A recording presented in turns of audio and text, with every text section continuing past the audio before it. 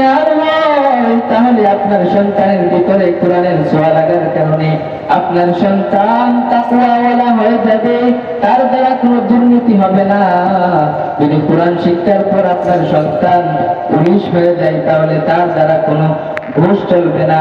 তার ভিতরে আল্লাহর বই থাকবে, তার ভিতরে আল্লাহ তাআলার বই থাকবে, হাসরের বই থাকবে, কিয়ামতের ময়দানের বই থাকবে, জাহান্নামের বই থাকবে। তাদের ভিতরে তাকওয়া থাকবে, তারা কোনদিন দুর্নীতি করবে না।